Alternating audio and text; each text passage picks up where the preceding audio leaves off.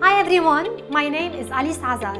Today, I will be sharing with you my experience in online adult trainings in times of pandemic and economic meltdown. As a capacity building project at the Community Support Program in Lebanon, our role is to train local municipalities and civil society organizations on different topics such as bookkeeping, food safety, business planning, and many other subjects. Early March 2020, as the COVID-19 pandemic started to spread in Lebanon, we started rethinking our methods of physical training delivery in a way to protect our staff members and trainees and respect the social distancing.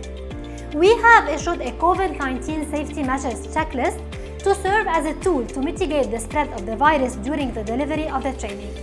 We have also created a QR code for each training and linked it to a Google form, mainly for collecting data related to the training's attendance and evaluation. Using their smartphones, attendees were able to access the Google document easily and fill in the needed information. For the trainees who did not have a smartphone, our field team had to use their own devices to assist them.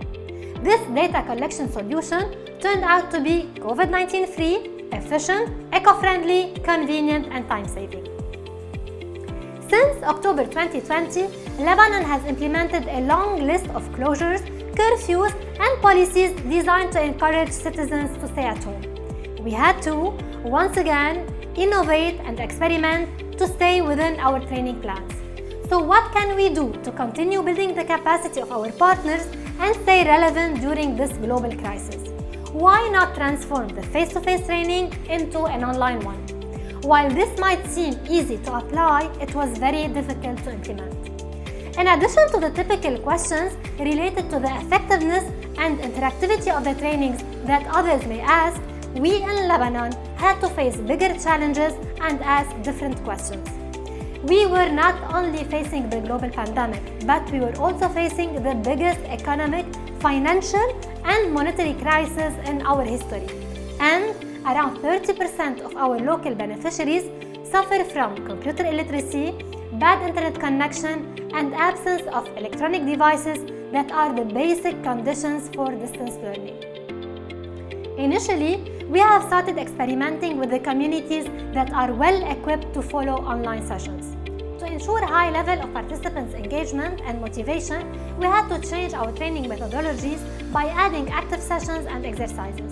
We have adjusted the training duration by reducing the number of training hours per day and extending the number of days, and we always had a camera on to ensure a minimum threshold level of participation and contribution. However, our main challenge remains with being able to deliver online trainings to the 30% deprived communities who have never accessed a virtual meeting, who do not have emails, and suffer from bad internet infrastructures in their rural areas. So, how to solve this dilemma? We are a community support program and we have been supporting the community for the past 3 years. So why not now resorting to the community to help us and help each other resolve this problem? And this is exactly what we did.